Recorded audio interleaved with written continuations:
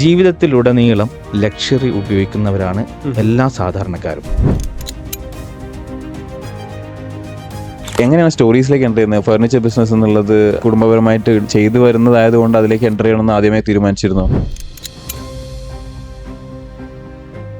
എന്ത് ചെയ്യാനും തയ്യാറായിട്ടുള്ള മനസ്സ്, അതാണ് ആകെയുള്ള കൈമുതൽ. ബ്രോണറ്റ് ഗ്രൂപ്പിന് സ്റ്റോറീസ് അല്ലാണ്ട് ഏതൊക്കെ വെർട്ടിക്കൽസിൽ ബിസിനസ് ഉണ്ട്? എന്തുകൊണ്ടാണ് സ്റ്റോറീസ് എന്നുള്ളൊരു പേര് കേട്ടിട്ടുള്ളത്? കാരണം നിങ്ങൾ ഡോക്ടറെ കാണിക്കുന്നു, ഡോക്ടറെ കാണിച്ചിട്ട് നിങ്ങളുടെ അസുഖം മാറുന്നില്ല, ഡോക്ടറെ അല്ലേ പരാതി പറയാം.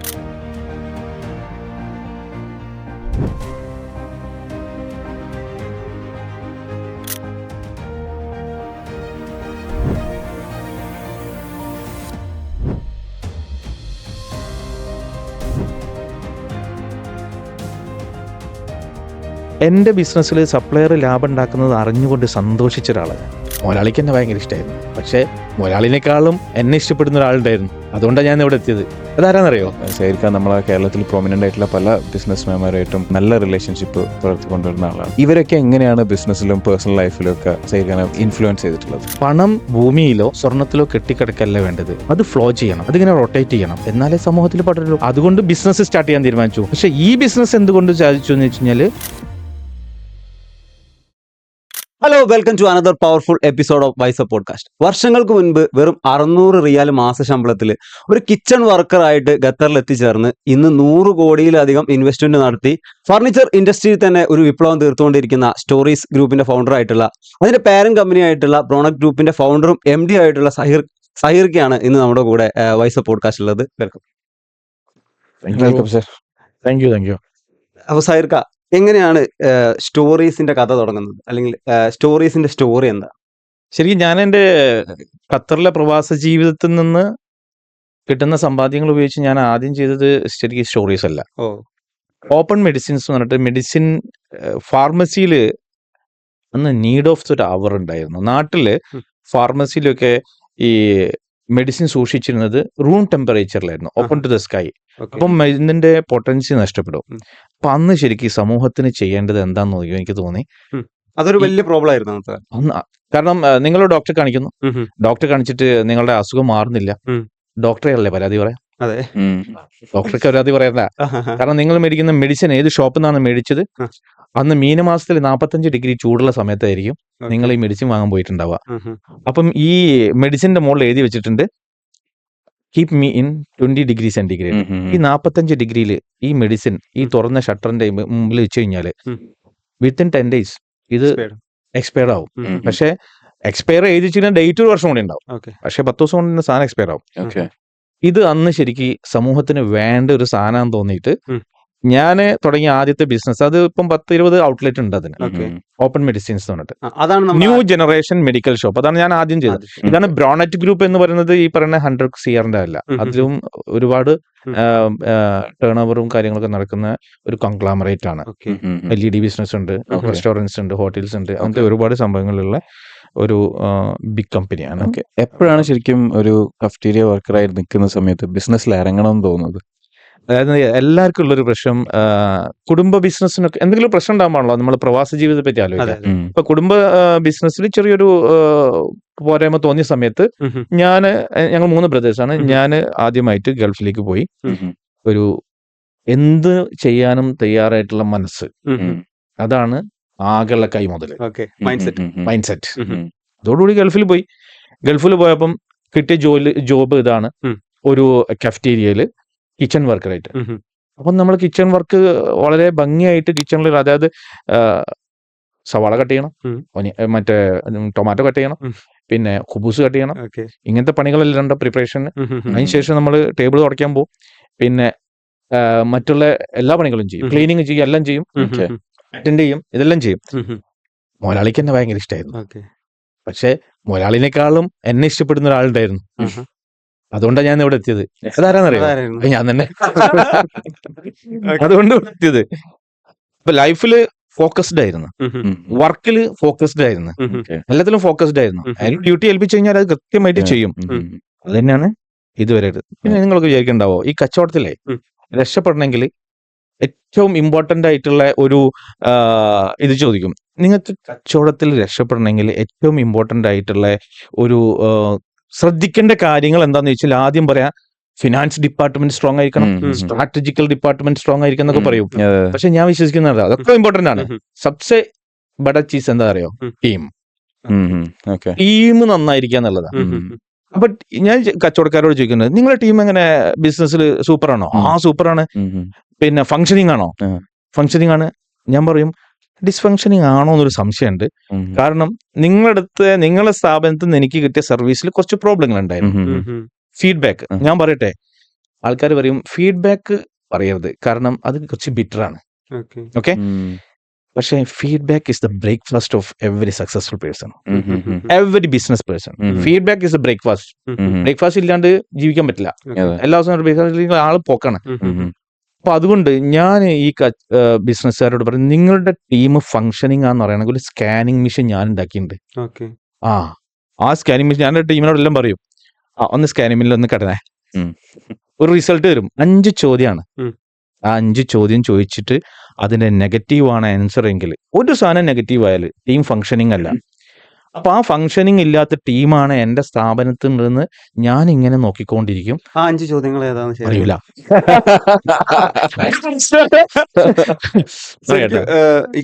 ഒന്ന് ഞാൻ പറയട്ടെ, ഒന്ന് ട്രസ്റ്റ് ഉണ്ടോ നോക്കില്ല. അതിന് ഒരു മെക്കാനിസം ഉണ്ട്. നിങ്ങളുടെ ടീമിലെ എല്ലാ മെമ്പേഴ്സും പരസ്പരം വിശ്വാസം ഉണ്ടോ എന്നുള്ളത്.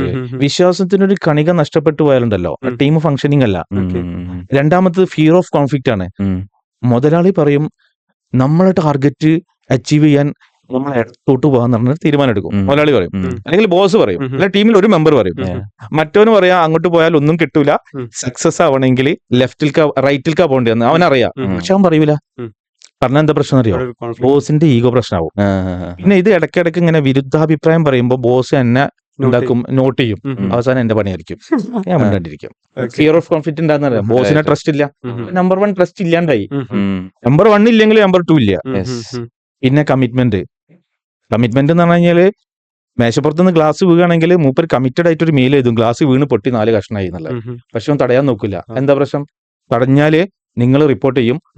തടഞ്ഞപ്പോ എന്റെ കൈ തട്ടി താഴണല്ലോ, അപ്പൊ നിങ്ങൾ റിപ്പോർട്ട് ചെയ്യും, സൈറിന്റെ കയ്യിൽ നിന്ന് ഗ്ലാസ് വീണ് പൊട്ടി, സ്പീച്ച് മാറും.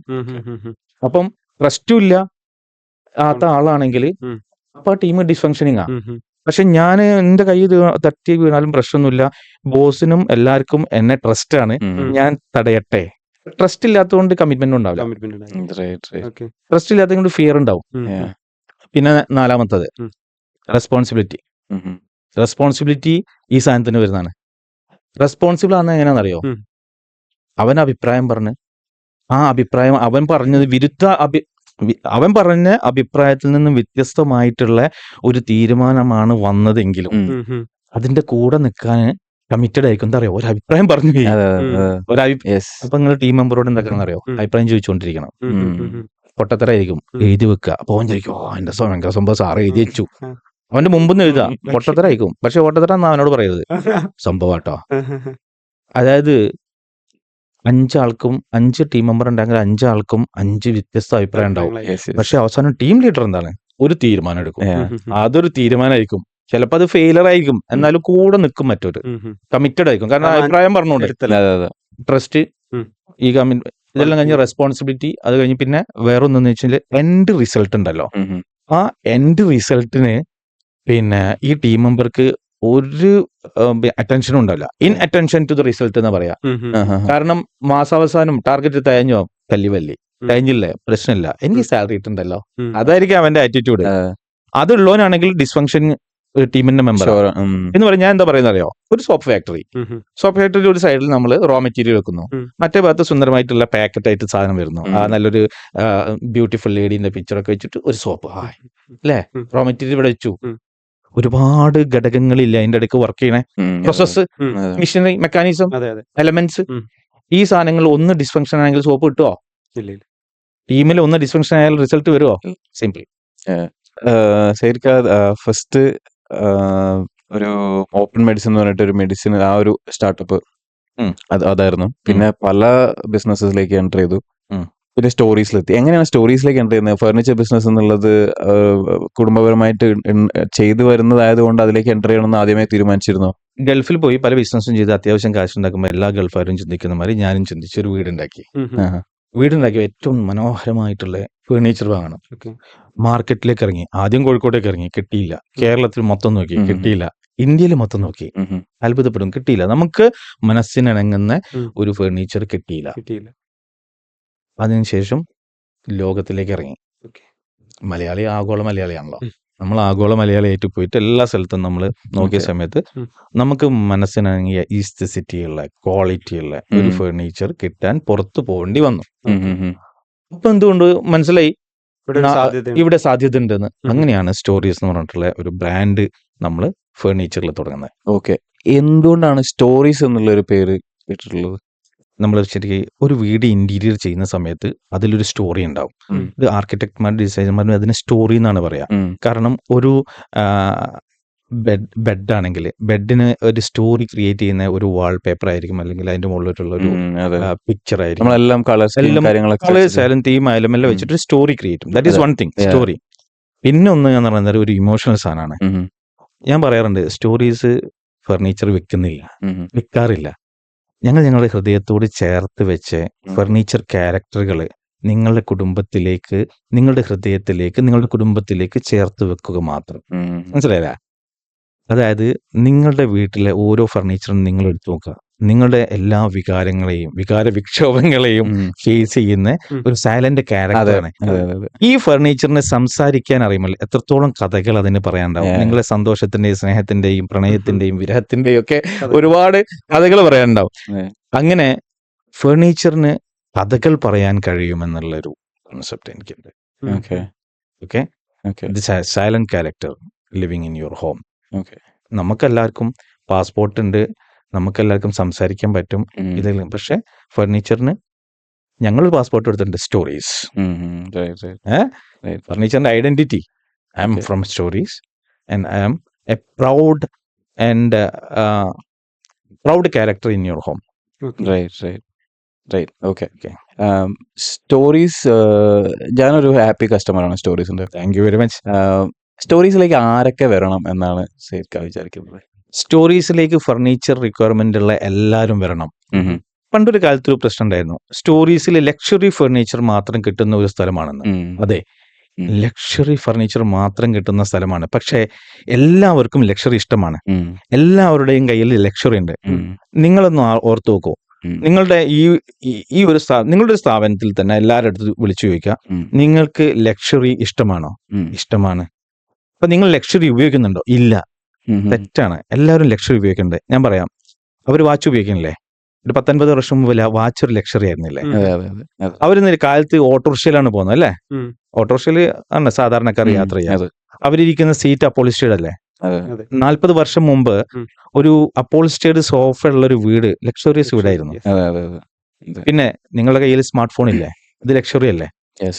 ജീവിതത്തിലുടനീളം ലക്ഷറി ഉപയോഗിക്കുന്നവരാണ് എല്ലാ സാധാരണക്കാരും.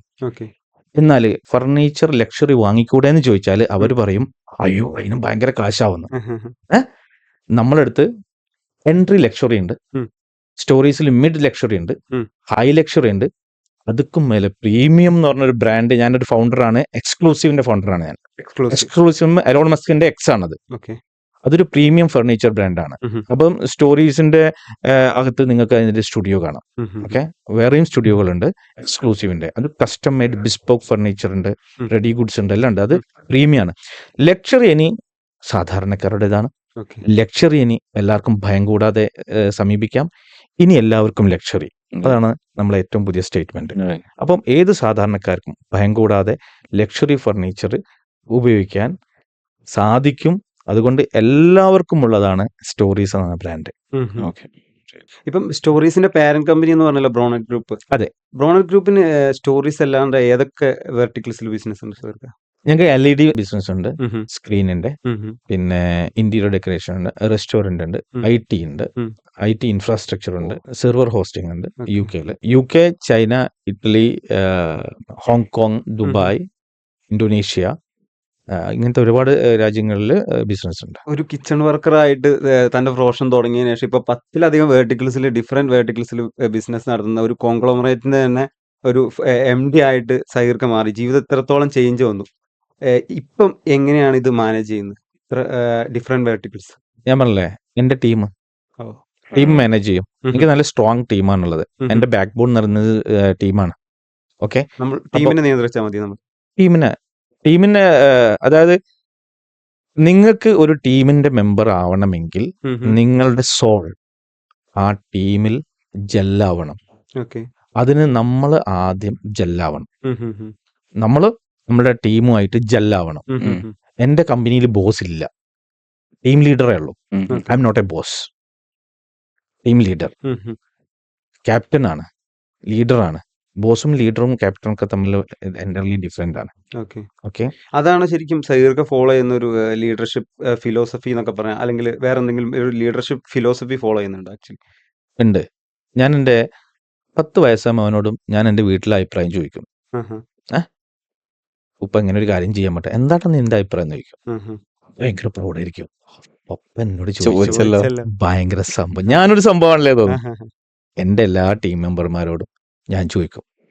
വാക്കിങ്സ് കുറഞ്ഞു കഴിഞ്ഞാൽ ഞാൻ മാനേജറോട് ചോദിക്കും, എങ്ങനെ വാക്കിങ്സ് ഇൻക്രീസ് ആണ്, ഞാൻ അവിടെ ക്ലീനിങ് ബോയിനോട് ചോദിക്കും. ഈ ഫർണിച്ചർ ബിസിനസ്സിലാണെന്നുണ്ടെങ്കിൽ, ഏത് ബിസിനസ് എടുക്കുകയാണെന്നുണ്ടെങ്കിൽ ടെക്നോളജി ഒരു വലിയ ഘടകമാണല്ലോ. ടെക്നോളജി മാറുന്നതിനനുസരിച്ച് നമ്മൾ എല്ലാ ബിസിനസ്സും മാറ്റണം. സ്റ്റോറീസിൽ ഇപ്പോൾ ഫർണിച്ചർ മാനുഫാക്ചറിങ് എന്നുള്ള സെക്ഷനിൽ എന്തൊക്കെ ചേഞ്ചസ് ആണ് വിത്ത് ഡിജിറ്റലൈസേഷൻ സ്റ്റോറീസ് കൊണ്ടുവരുന്നത്? സ്റ്റോറീസ് ഇപ്പോൾ ഓരോ ദിവസവും ടെക്നോളജിനെ അങ്ങനെ ചേർത്ത് പിടിച്ചിട്ട് enhancing technology. Our business is enhanced with technology. ടെക്നോളജീനെ നമ്മൾ സ്റ്റോറീസിന്റെ കൂടെ ഇപ്പൊ റീസെന്റ് നമ്മൾ 2-3 കാര്യങ്ങൾ ചെയ്തതിൽ ഒരു പ്രധാനപ്പെട്ട കാര്യം പറയാം. ഒരു സാധാരണ ഒരാളൊരു വീട് ഉണ്ടാക്കി കഴിയുമ്പം ആർക്കിടെക്റ്റിന്റെ അടുത്ത് ആദ്യം ചോദിക്കുക 3D ചോദിക്കും. എന്റെ ഫർണിച്ചറും കാര്യങ്ങളും എന്റെ റൂം എങ്ങനെ ഇരിക്കുന്ന അറിയാൻ. അത് നല്ലൊരു കാശ് ആർക്കിടെക്റ്റിന് കൊടുത്താൽ മാത്രമേ ഇത് കിട്ടുള്ളൂ. ഓക്കെ, ഒരു സാധാരണക്കാരന് ഒരു 2500 സ്ക്വയർ ഫീറ്റിന്റെ വീട് ഉണ്ടാക്കുമ്പം ഇതൊരിക്കലും ഉണ്ടാവില്ല. പക്ഷേ സ്റ്റോറീസിൽ വന്നു കഴിഞ്ഞാൽ സ്റ്റോറീസ് ഉപയോഗിക്കുന്ന ടെക്നോളജി വെച്ച് വിത്തിൻ 30 മിനിറ്റ്സിൽ അദ്ദേഹത്തിന്റെ വീടിന്റെ 3D വിത്ത് അദ്ദേഹം സെലക്ട് ചെയ്ത ഫർണിച്ചറിന്റെ 3D, ഒരു ഫർണിച്ചറിന്റെ 3D ഉണ്ടാക്കാൻ 5000 രൂപ വരും. ഓക്കെ, എല്ലാ ഫർണിച്ചറിന്റെയും 3D നമ്മുടെ കയ്യിലുണ്ട്. ഇത് ഇൻസേർട്ട് ചെയ്തിട്ട് നമുക്ക് 3 ഡയമെൻഷനിൽ അവർക്ക് കാണിച്ചു കൊടുക്കും. ഇതായിരിക്കും നിങ്ങൾ വീട്ടിൽ ഇത് വെച്ച് കഴിഞ്ഞാൽ അതിന്റെ വിടുത്ത് വരെ. അപ്പൊ നിങ്ങൾ 2 സോഫ ഇട്ട് കഴിഞ്ഞാൽ അതിന്റെ ഉള്ളിലൂടെ നടക്കുമ്പോൾ അതിന് എത്ര ഗ്യാപ്പ് വരെ ഉണ്ടെന്ന് നമുക്ക് കൃത്യമായിട്ട് കാണിച്ചു കൊടുക്കും. അത് ഫ്രീ ഓഫ് കോസ്റ്റ് ആണ്. ഇനി ഇത് വെച്ചിട്ട് ഇയാൾ വേറൊരു സ്ഥലത്ത് പോയിട്ട് സാധനം വാങ്ങിക്കഴിഞ്ഞാലും എന്നെ സംബന്ധിച്ചിടത്തോളം കസ്റ്റമർ ഹാപ്പി ആണോ, എനിക്ക് കച്ചവടം കിട്ടുന്നുള്ള സെക്കൻഡറി ആണ്. കസ്റ്റമർ ഹാപ്പി ആണോ, നമ്മൾ ഹാപ്പിയാണ്. അതുകൊണ്ട് ടെക്നോളജിയിൽ ഞങ്ങൾ പിന്നെ ഇൻഹൗസ് ടെക്നോളജി ഞങ്ങൾ സാപ്പ് ആണ് ഉപയോഗിക്കുന്നത്. പിന്നെ everywhere technology is involve in our business. ഇ-കൊമേഴ്സിലും ആപ്പിലും എല്ലാ സ്ഥലത്തും. അപ്പൊ ടെക്നോളജി കൂടെ ചേർത്ത് പിടിച്ചിട്ടില്ലെങ്കിൽ ഒരു ബിസിനസ്സിന് ഇപ്പം രക്ഷപ്പെടാൻ പറ്റില്ല. അപ്പം അതില് ഞങ്ങള് ഒരു പടിയല്ല 2 പടി മുന്നില്ല. ഇ-കൊമേഴ്സ് മെൻഷൻ ചെയ്തുകൊണ്ട് ചോദിക്കുകയാണ്, ഇപ്പൊ ഒരുപാട് ഇ-കൊമേഴ്സ് ഫർണിച്ചർ സ്റ്റാർട്ടപ്പുകൾ ഇന്ത്യയിൽ വന്നിട്ടുണ്ട്. പെപ്പർ ഫ്രൈ പോലത്തെ, ഫർണിസ്ലീൻ പോലത്തെ. റീസെന്റ് ഒരു ആർട്ട് ആൻഡ് സംതിങ് ഒരു പേര് ഇട്ടുണ്ട്, അവർ ഷാർക്ക് ടാങ്കിലൊക്കെ പോയിട്ടുണ്ട് ഫർണിച്ചർ ബിസിനസ്സിലുള്ള. So e-commerce over the time, e-commerce furniture selling എന്നുള്ളത് ഓവർ ദ ടൈം ബെറ്റർ ആവാനുള്ള സാധ്യത ഉണ്ടോ? അല്ലെങ്കിൽ നമുക്ക് എല്ലാ ഫർണിച്ചറും ഇ-കൊമേഴ്സിൽ വിൽക്കാൻ പറ്റുമോ? എന്താണ് സഹീർക്കാന്റെ ടേക്ക്? ഫർണിച്ചർ തീർച്ചയായിട്ടും ഇ-കൊമേഴ്സിൽ വിൽക്കാൻ സാധ്യത കുറഞ്ഞൊരു സാധനം. അതൊരു ഫാക്ട് നമ്മൾ മനസ്സിലാക്കണം. കാരണം ടച്ച് ആൻഡ് ഫീൽ വളരെ ഇമ്പോർട്ടന്റ് ആണ്. അപ്പം രണ്ടും കമ്പൈൻ ചെയ്തിട്ട് പോളും. പക്ഷേ സ്മോൾ ഫർണിച്ചേഴ്സ്, ഇപ്പോൾ ഷൂ റാക്സ്, ചെറിയ സ്റ്റൂളുകൾ, ചെയറുകളൊക്കെ നമുക്ക് ഇ-കൊമേഴ്സിൽ പോകും. പിന്നെ ആക്സസറീസ് നമ്മൾ കണ്ടമാനം ഒരുപാട് ആക്സസറീസ് നമുക്ക് ഇ-കൊമേഴ്സിൽ പോകുന്നുണ്ട്. ഓക്കെ, എവറി വീക്ക് പുതിയ ആക്സസറീസുകൾ, ഹോം ഡെക്കർ സാധനങ്ങൾ നമ്മൾ ഓൺ ബോർഡ് ചെയ്യും. ഇതൊക്കെ ഇ-കൊമേഴ്സ് നന്നായിട്ട് പോകും. പക്ഷെ ഒരു ബിഗ് ഫർണിച്ചറിനെ സംബന്ധിച്ചിടത്തോളം അത് ഇ-കൊമേഴ്സിൽ നമുക്ക് ഉണ്ടെങ്കിൽ കൂടി ഒരു physical touch and feel it important. അപ്പോൾ touch and feel centre is important. So e-commerce definitely we have e-commerce, we have a very super website with all our products is there. സഹീർക്ക ശ്രദ്ധിച്ചിട്ടുണ്ടോ എന്നറിയില്ല, ഈ അടുത്ത് ഇൻസ്റ്റഗ്രാം ആണെങ്കിലും റീൽസിലാണെങ്കിലും ഷോർട്സിലാണെങ്കിലും ഒക്കെ ഒരു entrepreneurship boom ഉണ്ട്. ആളുകൾക്കൊക്കെ എല്ലാവർക്കും ഓൺടർപ്രണർ ആവണം എന്നുള്ള ഒരു ചിന്ത വന്നു തുടങ്ങിയിട്ടുണ്ട്. അപ്പം അതായത് ഒരു 9 to 5 ജോബിനോട് താല്പര്യമില്ല, എനിക്കൊരു ഓൺടർപ്രണർ ആയിട്ട് മാറണം. അപ്പോൾ ബിസിനസ് ലോകത്ത് ഇത്രയും കാലത്തെ ഒരു എക്സ്പീരിയൻസ് ഉള്ള രീതി എന്ന നിലയ്ക്ക് ഞങ്ങൾ സഹീർക്കിന്റെ അടുത്ത് ഒരു അഡ്വൈസ് ആയിട്ട് ചോദിക്കുകയാണ്. How important is passionate in business? Passionate ആയിട്ട് ബിസിനസ് ചെയ്യാന്നുള്ളതിനെ കുറിച്ച് എന്താ അഭിപ്രായം? ബിസിനസ്സിൽ എന്ന് വെച്ച് കഴിഞ്ഞാൽ 1+1=2 ഇതാണ് ഇക്വേഷൻ. എന്തെങ്കിലും 1+1 നിങ്ങൾ ഉണ്ടാക്കിയിട്ട് അതിന്റെ 0 എന്നാണ് റിസൾട്ട് വരുന്നതെങ്കിൽ അന്ന് നിർത്തണം കച്ചവടം. ഓക്കെ. പാഷനേറ്റ് ആയിട്ട് ചെയ്യുന്നവർ നിർത്തില്ല. അവർ കണ്ടിന്യൂസ് ആയിട്ട് എത്ര ബ്ലീഡിങ് ഉണ്ടെങ്കിലും അവർ അവിടുന്ന് ഇവിടുന്ന് ലോൺ എടുത്തും പിടിച്ചും ഒക്കെ ഇത് പാഷനേറ്റ് ആയിട്ട് ചെയ്യും. കച്ചവടക്കാർ ഒരിക്കലും പാഷനേറ്റ് ആവാൻ പാടില്ല. ഞാൻ പാഷനേറ്റ് ആയിട്ടാണ് സ്റ്റോറീസ് ചെയ്തത്. പക്ഷെ ഞാൻ എന്തോ ഇതിനെ രക്ഷപ്പെട്ടു. പക്ഷെ എന്നും ചക്ക വീണ് ചാവില്ലല്ലോ. ഓക്കെ. അതുപോലെയാണ് നമ്മള് പാഷനേറ്റ് ആയിട്ടാണ് നിങ്ങൾ ബിസിനസ്സിനെ അപ്രോച്ച് ചെയ്യുന്നതെങ്കിൽ നല്ലതാണ്. പക്ഷേ നിങ്ങൾ ഫിനാൻഷ്യലി വയബിൾ ആണോ, നിങ്ങൾക്ക് ROI കിട്ടുന്നുണ്ടോ, ഇല്ലെങ്കിൽ അതിന്റെ എവിടെയാണ് കംപ്ലൈന്റ് നോക്കുക, അത് കറക്റ്റ് ചെയ്യുക. കാരണം സാധനം നന്നാക്കാൻ വേണ്ടി നിങ്ങൾ പാഷനേറ്റ് ആകുമ്പോൾ നിങ്ങൾ അതിന്റെ റിസൾട്ട് അല്ല നോക്കുക, നിങ്ങൾ ആ പ്രൊഡക്റ്റ് നന്നായോ, അതിന്റെ ആ പാഷൻ സാറ്റിസ്ഫൈഡ് ആയോ. പാഷൻ സാറ്റിസ്ഫൈഡ് ആയോ എന്നതാണ് ചോദ്യം. പാഷൻ സാറ്റിസ്ഫൈഡ് ആയി, പൈസ പോയോ, ഇതൊരു സത്യമാണ്, പൈസ പോയി, നിർത്തിക്കോ. സിമ്പിൾ. പാഷന്റെ പുറകെ ഓടരുത്. എല്ലാവരും ചെയ്യുന്ന ഒരു റോങ് സ്റ്റേറ്റ്മെന്റ് ആണ്. ഞാൻ പാഷനേറ്റ് ആയിട്ടാണ് ഞാൻ ഈ ബിസിനസ് ചെയ്യുന്നത്. Never ever do this. Passionate ആയിട്ട് ചെയ്യരുത്. Business is something else. Passion നല്ലതാണ്.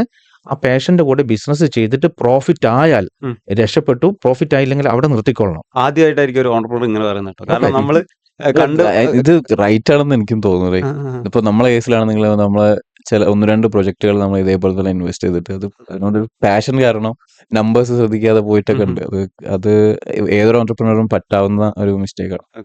So numbers are the most important thing in business, I guess. Anyway, so നമ്മൾ ഫർണിച്ചറിന്റെ കേസ് പറയുമ്പോൾ നമുക്ക് എല്ലാവർക്കും ഫസ്റ്റ് ഒരു ഗ്ലോബൽ ബ്രാൻഡ് എന്ന രീതിയിൽ മൈൻഡിലേക്ക് വരുന്നതാണ് ഐക്കിയ. അതേപോലെ തന്നെ ഇപ്പം നമ്മുടെ നാട്ടിൽ ഇന്ത്യയിൽ നോക്കുകയാണെങ്കിൽ ഹോം സെന്റർ സ്റ്റോർ. ഞാൻ പറഞ്ഞല്ലോ, ഞാനൊരു ഹാപ്പി കസ്റ്റമറാണ് സ്റ്റോറീസിന്റെ. നിങ്ങൾ ഫിനിഷിംഗ് ആണെന്നുണ്ടെങ്കിലും പിന്നെ ആഫ്റ്റർ സെയിൽ സർവീസ് ആണെന്നുണ്ടെങ്കിലും ഞാൻ 100% സാറ്റിസ്ഫൈഡ് ആണ്. ഇതിപ്പോൾ കേരളത്തിൽ മാത്രമാണ് ഇപ്പോൾ സ്റ്റോറീസ് ഉള്ളതെന്നാണ് ഞാൻ വിചാരിക്കുന്നത്. അപ്പോൾ ഓൾ ഇന്ത്യ ഒരു പാൻ ഇന്ത്യ ലെവലിലേക്ക് പോകുമ്പോൾ ഹോം സെന്റർ ഒരു കോമ്പറ്റീഷൻ ആയിട്ട് വരും. ഇനി ഇന്ത്യയിൽ വെളിയിലേക്ക് പോകുകയാണെന്നുണ്ടെങ്കിൽ ഐക്കിയ ഒരു കോമ്പറ്റീഷൻ ആയിട്ട് വരും. അപ്പോൾ how stories would differentiate from IKEA അല്ലെങ്കിൽ ഹോം സെന്റർ? ഓക്കെ, എങ്ങനെയാണ് ഡിഫറൻഷിയേറ്റ് ചെയ്യുക? ഇത് ഒരു നല്ല ചോദ്യമാണ്. സ്റ്റോറീസ് സെഗ്മെന്റ് എന്ന് പറഞ്ഞാൽ ഞാൻ പറഞ്ഞു ലക്ഷറി ആണ്. ലക്ഷറി എല്ലാവർക്കും അഫോർഡബിൾ ചെയ്യാവുന്ന ഒരു സാധനമാണ്. സ്റ്റോറീസ് ഒരു പ്രൈഡാണ്. അതുകൊണ്ട് തന്നെ സ്റ്റോറീസിന് നമുക്ക് അഫോർഡബിൾ പ്രൈഡ് എന്ന് പറയാം. ഓക്കെ. പിന്നെ ഞാൻ പറഞ്ഞു ലക്ഷറിയിലെ എൻട്രിയും മിഡും ഹൈയും നമ്മൾ കൊടുക്കുന്നുണ്ട്. ഒരു പക്ഷേ ഐക്കിയ ഹൂക്ക് ചെയ്യുന്നത് ഒരു 250 റുപ്യന്റെ ഒരു കപ്പാണെങ്കിലും അവിടെയും ഇതൊക്കെ തന്നെ ലഭ്യമാണ്. ലക്ഷറി മിഡും എല്ലാം അവിടെ ലഭ്യമാണ്. ഓക്കെ. നമ്മുടെ ബ്രാൻഡിന്റെ പൊസിഷനിങ്ങില് ഞാൻ പറയുന്നത് മമ്മൂട്ടിന്റെ ഒരു ഡയലോഗാ. മമ്മൂട്ടിക്ക് വരാൻ പോകുന്ന ഒരു ഫിലിമിലൊരു ഡയലോഗ് ഉണ്ട്. എന്താണെന്നറിയോ? നമ്മൾ ചെയ്യാത്ത വേഷമൊന്നുമില്ല ബായ്. ഫർണിച്ചറിൽ സ്റ്റോറീസിന് ചെയ്യാൻ പറ്റാത്ത കാര്യമൊന്നുമില്ല ബായ്. ഈ ഒരു സ്റ്റേറ്റ്മെന്റ് നിങ്ങൾ പറഞ്ഞ ഈ കോമ്പറ്റീറ്റേഴ്സിനൊക്കെ പറയാൻ പറ്റുമോ എന്ന് എനിക്കറിയില്ല. നമുക്ക് പറ്റും. അതാണ് സ്റ്റോറീസിനെ മറ്റുള്ള വെൻഡേഴ്സും കോമ്പറ്റീറ്റേഴ്സുമായിട്ട് ഡിഫറൻഷിയേറ്റ് ചെയ്യുന്ന ഒരു സാധനം. ഇപ്പോൾ ഐക്കിയൻ്റെ കേസിലാണെന്നുണ്ടെങ്കിൽ അവർക്ക് എനിക്ക് തോന്നിയിട്ടുള്ളത് DIY ആയിട്ടുള്ള ഫർണിച്ചേഴ്സ് ആണ് അവർ സെല് ചെയ്യുന്നത്. അപ്പോൾ ഇ-കൊമേഴ്സിനെ അവർ കുറച്ചുകൂടി പ്രൊമോട്ട് ചെയ്യുന്ന പോലെയൊക്കെയാണ് തോന്നിയിട്ടുള്ളത്. സോ DIY എന്ന് പറയുന്ന ആ ഒരു കാര്യം നമുക്ക് എല്ലാ ഫർണിച്ചർ ടൈപ്പിലും നടക്കില്ലല്ലോ. അപ്പോൾ അതും ഡിഫിക്കൽട്ട് അല്ലേ ഒരു പ്രീമിയം ബ്രാൻഡിലേക്കൊക്കെ പോകുന്ന സമയത്ത്? ഞാൻ ഒരു ബിസിനസ് ചെയ്യുമ്പോൾ ആദ്യം ഓർക്കുന്നത് എൻവയൺമെന്റിനെ പറ്റിയിട്ടാണ്. ഞാനൊരു സോഷ്യലി കമ്മിറ്റഡ് ആയിട്ടുള്ള ഒരു ബിസിനസ്മാൻ ആണ്. ഇതിൽ ഒരു ഫർണിച്ചർ ഒരു കസ്റ്റമർക്ക് കൊടുക്കുമ്പോൾ അയാൾ നോക്കുന്നത് ക്വാളിറ്റി, അയാൾ നോക്കുന്നത് പ്രൈസ് റേഞ്ച്, അഫോർഡബിലിറ്റി. ഇത് രണ്ടേ ഞാൻ നോക്കാറുള്ളൂ. മൂന്നാമത്തത് ഞാൻ നോക്കുന്നത് എല്ലാ പ്രൊഡക്റ്റിലും സസ്റ്റൈനബിൾ സാധനങ്ങളാണ് ഞാൻ ഉപയോഗിക്കുന്നത്. ഓക്കെ. നിങ്ങൾക്ക് ഓരോ വർഷവും നിങ്ങൾ ഈ ഡാമേജ് ആക്കുന്ന ഈ മെറ്റീരിയൽസ് ഇന്ന് ഈ എൻവയൺമെന്റിന് എത്രത്തോളം ദോഷം ചെയ്യുന്നുണ്ടെന്ന് ആലോചിച്ചിട്ടുണ്ടോ? അപ്പം അതുകൊണ്ട് തന്നെ ഡ്യൂറബിലിറ്റി ഒരു ഫാക്റ്റാണ്. ഞാൻ മിനിമം 5 വർഷത്തേക്ക് നമ്മളെ ഡ്യൂറബിലിറ്റി ഉള്ള സാധനങ്ങളെ നിങ്ങൾ വാങ്ങാവൂ. സ്റ്റോറീസ് എന്നല്ല, എവിടുന്നാണെങ്കിലും 5 to 10 years കണ്ടിട്ടേ നിങ്ങൾ ഇത് വാങ്ങാവുന്നതാണ് ഞാൻ അഡ്വൈസ് ചെയ്യാറ്. അപ്പോൾ അതുകൊണ്ട് ഡ്യൂറബിലിറ്റി എന്ന് പറയുന്നത് ഒരു സ്പാൻ എന്ന് പറയുന്നത് ഇന്ത്യൻ മാർക്കറ്റിൽ 5 years ആണെന്ന് എൻ്റെ ഒരു കൺസെപ്റ്റും ഞങ്ങളത് നിജപ്പെടുത്തിയിരിക്കുന്നത്. 1 year ഡ്യൂറബിലിറ്റി ഉള്ള സാധനം നമ്മൾ കൊടുക്കില്ല. സസ്റ്റൈനബിലിറ്റിനെ പറ്റിയാണ് പറയണതെങ്കിൽ ഞാൻ പറഞ്ഞു, ഇപ്പം ഒരു വുഡ് നമ്മൾ മാനുഫാക്ചർ ചെയ്യുന്ന സമയത്ത് വുഡിൽ നിന്ന് വരുന്ന ഒരു പൊടി ഉണ്ടാവുമല്ലോ, ഈ പൊടി ഉപയോഗിച്ച് നമ്മൾ ഫർണിച്ചർ ഉണ്ടാക്കുന്നുണ്ട്. അതുപോലെ തന്നെ വുഡ് വേസ്റ്റ് ഉപയോഗിച്ചിട്ട് നല്ല ഫർണിച്ചറുകൾ, സ്മോൾ ഫർണിച്ചറുകൾ ഉണ്ടാക്കുന്നുണ്ട്. ഇതിൽ കൂടെ സ്റ്റോറീസ് മുൻപോട്ട് വെക്കുന്ന ഒരു കാര്യം, ഒന്ന് ഈ വേസ്റ്റ് റീയൂസ് ചെയ്യുക, സസ്റ്റൈനബിൾ. രണ്ടാമത്തത്, ഇതിൽ ഒരുപാട് എംപ്ലോയ്മെന്റ് കിട്ടും. ഇതിന് പ്രോസസ് ചെയ്യാൻ നല്ല സ്കിൽഡ് ആൾക്കാർ ഇതിൽ എംപ്ലോയ്മെന്റ് ഉണ്ടാവും, ജോലി കൊടുക്കാം. പിന്നെ ഈ അടുത്ത കാലത്ത് രാജസ്ഥാനിലുള്ള ഒരു ട്രൈബ് ഉണ്ട്, ആ ട്രൈബിന്റെ പേര് ഞാൻ മറന്നു. രാജസ്ഥാനിലുള്ള ഒരു ട്രൈബ് സമൂഹം, അവർക്ക് അവിടുത്തെ ക്യാമലിന്റെ ബോണ് കൈകൊണ്ട് ഉരച്ചിട്ട് അവർ ഒരു സ്മോൾ പീസസ് ആക്കി മാറ്റും. അതിനുശേഷം അവർ ഈ പറഞ്ഞ റീസൈക്കിൾ വുഡ് ഉപയോഗിച്ചിട്ട് അതിൽ ഇൻലേ ചെയ്തിട്ട് അവരൊരു ബ്ലാക്ക് ആൻഡ് വൈറ്റ് ഫർണിച്ചർ ഉണ്ടാക്കണ്ടേ. ആ രാജസ്ഥാനിലുള്ള ഈ ഒരു ട്രൈബ് സമൂഹത്തിന് ഒരു ടേബിൾ ഉണ്ടാക്കുകയാണെങ്കിൽ ഒരു 2 ആഴ്ചത്തെ ജോബാ. അപ്പൊ നിങ്ങൾ ആ ഒരു പ്രൊഡക്റ്റ് സ്റ്റോറീസ് മേടിക്കുമ്പോൾ നിങ്ങൾക്ക് ആ ഒരു ട്രൈബിന്റെ ഒരു കുടുംബം, അവിടുത്തെ കുട്ടികൾക്കുള്ള ഭക്ഷണം, അവർക്കുള്ള എഡ്യൂക്കേഷൻ, അവർക്കുള്ള ആ ഒരു ഫാമിലിന്റെ എൻ്റയർ ഫാമിലിനെ നിങ്ങൾ ടേക്ക് കെയർ ചെയ്യാണ്. അപ്പൊ നിങ്ങൾ സ്റ്റോറീസിൽ നിന്ന് ഒരു ഫർണിച്ചർ വാങ്ങുമ്പോൾ നിങ്ങൾ ഫർണിച്ചർ വാങ്ങി വീട്ടിൽ കൊണ്ടുപോകല്ല, നിങ്ങൾ സമൂഹത്തിന് വലിയൊരു കാര്യം ചെയ്യാണ്. അതാണ് സസ്റ്റൈനബിൾ പ്രൊഡക്റ്റിനെ ഞങ്ങൾ എപ്പോഴും പ്രൊമോട്ട് ചെയ്യുന്നത്. അപ്പൊ അതൊക്കെ ഞങ്ങൾ ഡ്യൂറബിലിറ്റി അല്ല നോക്കാറ്, അഫോർഡബിലിറ്റി നോക്കും. ബെഞ്ച് മാർക്ക് പ്രൊഡക്റ്റുകളാണ് എപ്പോഴും നമ്മൾ സ്റ്റോറീസ്. ഇപ്പം തുടക്കത്തിൽ സ്റ്റോറീസ് നമുക്ക് മിസ്റ്റേക്ക് ചെയ്തെന്ന് ഞാൻ പറഞ്ഞല്ലോ, പാഷനേറ്റ് ആയിട്ട് കച്ചവടം ചെയ്യുമ്പം ഞാൻ തുടക്കത്തിൽ പ്രൈസ് നോക്കിയിട്ടുണ്ടായിരുന്നില്ല. പ്രൈസ് നോക്കാതെ കണ്ണടച്ചുകൊണ്ട് നമ്മൾ പ്രൊക്യൂർ ചെയ്തിട്ട് വിറ്റിട്ടുണ്ടായിരുന്നു. പക്ഷെ അതിൽ നിന്ന് പാഠങ്ങൾ ഉൾക്കൊണ്ടുകൊണ്ട് പിന്നെ നമുക്ക് മനസ്സിലായി, every one need this product, every one need durability, every one need aesthetic product, designer product, എല്ലാവർക്കും വേണം. അപ്പോൾ നമ്മൾ അതിനെ കാറ്റഗറൈസ് ചെയ്തു. അങ്ങനെയാണ് luxury, entry luxury, mid luxury, high luxury, പിന്നെ പ്രീമിയം, പിന്നെ അൾട്രാ പ്രീമിയം. അതൊക്കെ മേലെയാണ് അൾട്രാ പ്രീമിയം. അതുവരെ ഞങ്ങളുടെ ബ്രോണറ്റ് ഗ്രൂപ്പിന് ഡിഫറെന്റ് വേർട്ടിക്കൽസ് ഉണ്ട്. അതിന് സ്റ്റോറീസ് ലക്ഷറി എൻട്രി മുതൽ ഹൈ വരെ കൊടുക്കാൻ കഴിയുന്നു എന്നുള്ളതാണ് സ്റ്റോറീസിന്റെ പ്രത്യേകത. അപ്പോൾ നമ്മൾ ഐക്യനെ പറ്റി ചോദിച്ചു, അതിന്റെ ഫോളോ അപ്പ് ആയിട്ട് ഞാൻ ചോദിക്കണം, ഐക്യ ഒരിക്കലും അവരുടെ പ്രൊഡക്ട്സ് മാനുഫാക്ചർ ചെയ്യുന്നില്ലല്ലോ, അവരൊരു കംപ്ലീറ്റ് മാനുഫാക്ചേഴ്സ് അല്ല. ഈ ഒരു കാര്യത്തിൽ ശരിക്കും സ്റ്റോറീസിന്റെ ടേക്ക് എങ്ങനെയാണ്? നിങ്ങൾ മാനുഫാക്ചർ ചെയ്യുന്നുണ്ടോ? അതിൽ എത്രത്തോളം റെസ്പോൺസിബിൾ ആണ് എന്നുള്ളതിനൊക്കെ?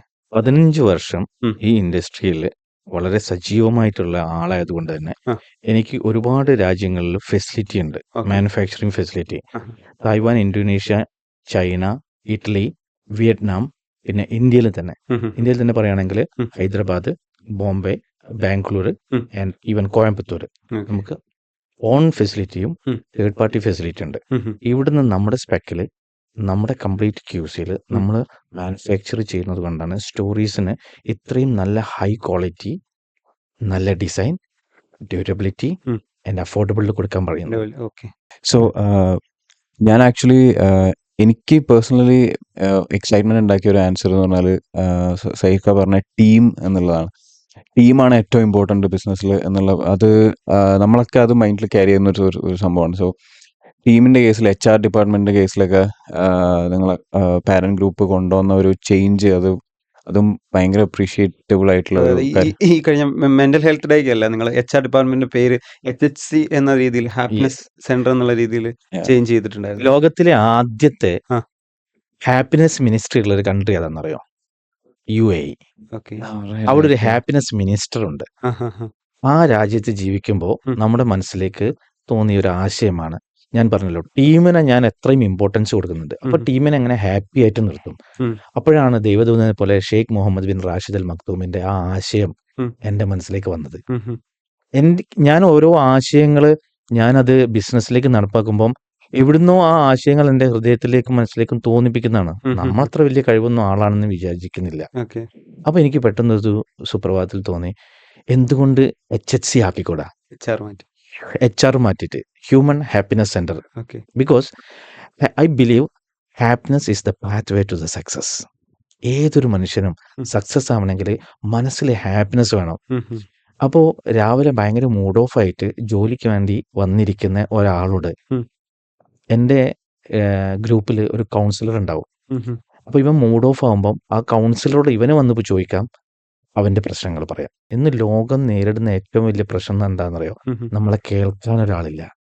അപ്പം ഞാൻ അവിടെ കൗൺസിലർ വെച്ചു, കേൾക്കാൻ വേണ്ടി മാത്രം. കേട്ടിട്ട് അവന് സൊല്യൂഷൻ പറഞ്ഞു കൊടുക്കും. അവന് പണ്ട് സ്കൂൾ പഠിച്ച സമയത്ത് എന്നോട് മാഷ് പറഞ്ഞത് ഒരു കാര്യം എനിക്കിപ്പോൾ ഓർമ്മയുണ്ട്. നീ ഏറ്റവും കൂടുതൽ ടൈം സ്പെൻഡ് ചെയ്യുന്നത് ഈ സ്കൂളിലാണ്. അപ്പൊ സ്കൂളിൽ നിനക്ക് നല്ല ചങ്ങാത്തം വേണം, എന്നാലേ എനിക്ക് നല്ല സ്വഭാവം ഉണ്ടാവുള്ളൂ. ഓക്കെ, ചങ്ങാത്തം നന്നാവാൻ, ചങ്ങാതി നന്നാവാൻ എന്നെ മാഷ് എന്നെ അഡ്വൈസ് ചെയ്തത് അങ്ങനെയാണ്. അതുപോലെ തന്നെ നമ്മൾ ഏറ്റവും കൂടുതൽ ടൈം സ്പെൻഡ് ചെയ്യുന്നത് നമ്മുടെ ജോലി ചെയ്യുന്ന, നമ്മളെ ഗോൾഡൻ ഹവേഴ്സ് നമ്മൾ ജോലി ചെയ്യുന്ന ഇടങ്ങളിലാണ് ഉണ്ടാവുക. അപ്പൊ നമ്മുടെ പ്രശ്നങ്ങൾ, നമ്മൾ ആ ഗോൾഡൻ ഹവേഴ്സിൽ ഉണ്ടാവുന്ന പ്രശ്നങ്ങള് നമ്മളെ തീർക്കാൻ അവിടെ നമുക്കൊരു ഗാർഡിയൻ ഉണ്ടെങ്കിൽ എങ്ങനെ ഉണ്ടാവും?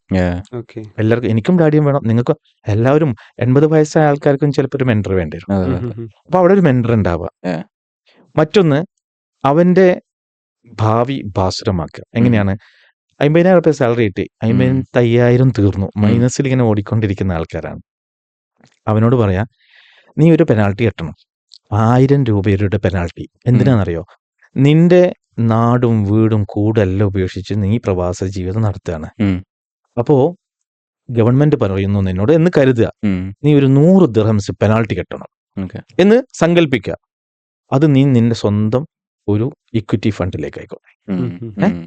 1000 രൂപ, 23 വയസ്സായ ഒരാള് 1000 രൂപ എല്ലാ മാസവും പെനാൾട്ടി കെട്ടിക്കൊണ്ടിരിക്കുക. 60 വയസ്സായപ്പോ അവിടുന്ന് പോരുന്ന സമയത്ത് അത് എത്ര സംഖ്യ ഉണ്ടാവും ഓർത്ത് നോക്കി? കോടികൾ ഉണ്ടാവും. പക്ഷെ 23-ാമത്തെ വയസ്സിൽ HR ഡിപ്പാർട്ട്മെന്റ് പറഞ്ഞു കൊടുക്കില്ല, പക്ഷെ HHC പറഞ്ഞു കൊടുക്കും. 40 വയസ്സുണ്ട്, 50 ഓരോരുത്തർക്കും ഉള്ള കാര്യങ്ങള്, അതായത് ലൈഫ് സെക്യൂർ ആവാം. എന്നോട് സുപ്രഭാതത്തിൽ എൻ്റെ ഒരു എംപ്ലോയി വിളിച്ച് പറയാണ്, സാറേ അമ്മയ്ക്ക് അസുഖമാണ്, 10 ലക്ഷം വേണം, ഇമ്മീഡിയറ്റ് വേണം, എന്ത് ചെയ്യും? ഞങ്ങൾ അറേഞ്ച് ചെയ്ത് കൊടുത്തിട്ടാ. പക്ഷെ ഞാൻ അന്ന് അതാണ് ശരിക്കും എന്നെ ഒരു ട്രിഗർ ചെയ്ത സാധനം. ഞാൻ പെട്ടെന്ന് എല്ലാവരെയും വിളിച്ചു പറഞ്ഞു, നിങ്ങളടുത്ത് ICICIയിൽ ഏതെങ്കിലും, ഞാൻ അവരോട് ചോദിച്ചു, ആദ്യം ചോദിച്ചു, നിങ്ങൾ ഏതെങ്കിലും ബാങ്കിൽ ബാങ്ക് അക്കൗണ്ട് ഉണ്ടാവില്ലേ? ഉടൻ തന്നെ ബാങ്കിൽ വിളിക്കുക, അവരോട് പറയും എനിക്ക് 10 ലക്ഷം രൂപയുടെ ഒരു ഇൻഷുറൻസ് വേണം, back home family insurance. Okay, ഞാൻ, എൻ്റെ ഭാര്യ, 2 കുട്ടികൾ എന്ന് പറഞ്ഞിട്ടൊരു പാക്കേജ്. ഞാനും അന്വേഷിച്ചു, എൻ്റെ ബാങ്ക് ICICI ആയിരുന്നു. അവർ പറഞ്ഞു 10,155 രൂപയ്ക്ക് 10 ലക്ഷം, എല്ലാവർക്കും 10 ലക്ഷം ഒരു വർഷത്തേക്ക്, ഇത്ര ചെറിയ പ്രീമിയത്തിന്. അപ്പൊ ആ ബാങ്കിന്റെ കസ്റ്റമർക്ക് വേണ്ടി മാത്രം കൊടുക്കുന്ന ഒരു പിന്നെ ഡിസ്കൗണ്ടഡ് എമൗണ്ട് ആണത്. ഞാനത് എല്ലാവരുടെ പറഞ്ഞു, എല്ലാവരും അത് ചെയ്തു. അപ്പം ഇനി ടെൻഷൻ ഇല്ല. അപ്പൊ ഇതെന്താ അറിയോ? HR ഡിപ്പാർട്ട്മെന്റ് പറയില്ല, HHC പറയുള്ളൂ. ഓക്കെ, ഞാൻ അവരോട് ചോദിച്ചു, നിങ്ങൾ ഡെയിലി എക്സസൈസ് ചെയ്യുന്നുണ്ടോ? ഇല്ല. എന്താ? ആരും പറഞ്ഞിട്ടില്ല. പിന്നെന്താ? 200 ദിർഹംസ് അവിടെ കൊടുക്കണം, ഒരു മാസത്തിൽ ഒരു സംഖ്യ ജിമ്മിൽ കൊടുക്കണം. പറ്റില്ല സാർ. പിന്നെ ഒരു ശരിക്കൊരു എക്സസൈസ് എന്ന് പറയുമ്പോൾ ആദ്യം ഓർക്ക ഒരു മാറ്റാണ്, അല്ലെങ്കിൽ യോഗ ചെയ്യുന്ന ഒരു മാറ്റാണ്, അല്ലെങ്കിൽ ഒരു ബാഗാണ്. പാടാണ്, നെഗറ്റീവ് ആറ്റിറ്റ്യൂഡ് കൂടി ഇതിനെ കാണാം. അപ്പൊ ഞാൻ പറഞ്ഞു, നിനക്ക് 2 കൈയും ഇങ്ങനെ 2 വശത്തേക്ക് ഇങ്ങനെ നീട്ടി പിടിച്ചു കഴിഞ്ഞാൽ അത്രയും എയർ നിനക്ക് ഉണ്ടെങ്കിൽ, അതിന് പൈസ ഒന്നും കൊടുക്കണ്ടല്ലോ, എയർ അല്ലേ, ഇന്ന നിൽപ്പില് ഇങ്ങനെ നിനക്ക് തിരിയാൻ പറ്റുമെങ്കിൽ അവിടെ ഒരു എക്സസൈസ് ഉണ്ട്, അതിന് മെക്സവ് എന്ന് പറയും. ഇത് ചെയ്ത് കഴിഞ്ഞാൽ 30 മിനിറ്റ്സിൽ വേർത്തൊലിക്കും. 30 മിനിറ്റ്സിൽ വേർത്തൊലിക്കുന്ന ഒരു എക്സസൈസ് നിന്ന നിൽപ്പിൽ ചെയ്യാം. ഒരുപാട് മെത്തേഡ്സ് ഉണ്ട്, അത് ഗൂഗിളിൽ അറിഞ്ഞു കഴിഞ്ഞാൽ കിട്ടും. ഇത് ഡെയിലി ചെയ്യാം. അപ്പൊ അങ്ങനെയാകുമ്പോൾ നിനക്ക് ഒരു അസുഖം ഉണ്ടാവില്ല. പ്രവാസി എന്ന നിലക്ക് നിങ്ങൾക്ക് എല്ലാവരുടെയും പ്രശ്നം എന്ന് പറഞ്ഞു കഴിഞ്ഞാൽ ആ സമയത്ത് വരുന്ന രോഗങ്ങളാണ്, അകാലത്തിൽ വരുന്ന രോഗങ്ങളാണ്. അതിനെ തടയാൻ ഡെയിലി എക്സസൈസ് മസ്റ്റാണ്. HR ഡിപ്പാർട്ട്മെന്റ് പറഞ്ഞു കൊടുക്കില്ല, HHC പറഞ്ഞു കൊടുക്കുള്ളൂ. സൂപ്പർ. ഓക്കെ, അങ്ങനെ health is wealth, insurance plan, retirement plan.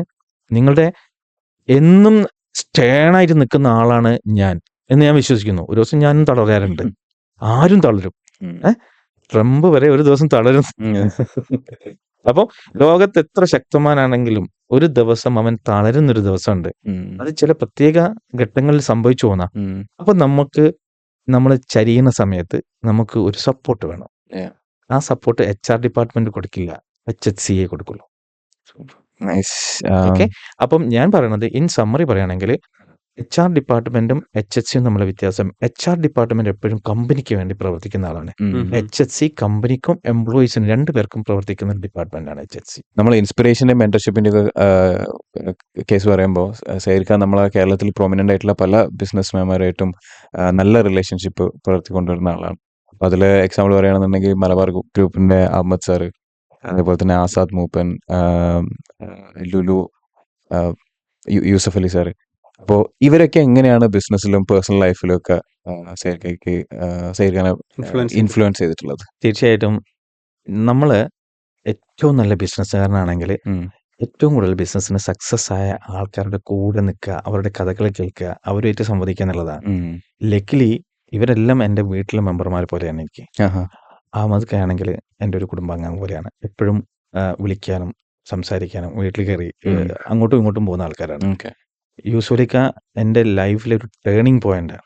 Yusuf അലിക്കായിട്ടുള്ള relation എന്ന് പറയുന്നത് അദ്ദേഹം എന്നെ ഇൻസ്പയർ ചെയ്യുന്ന എൻ്റെ ഒരു മെൻറ്ററാണ്. ഇപ്പം എൻ്റെ ഒരു റിലേറ്റീവ് കൂടിയാണ്. പിന്നെ നിങ്ങൾ പറഞ്ഞ ആസാദ് മൂപ്പൻ സാറ് കോഴിക്കോടിൻ്റെ അഭിമാനമാണ്. എന്നും നന്നായിട്ട് എൻ്റെ ഡയറക്ടർ ഫിറോസ് ലാൽ ആസാദ് മൂപ്പൻ സാറിൻ്റെ കൂടെയായിരുന്നു ഒരുപാട് കാലം വർക്ക് ചെയ്തത്, എൻ്റെ കസിൻ കൂടി ആയിട്ടുള്ള.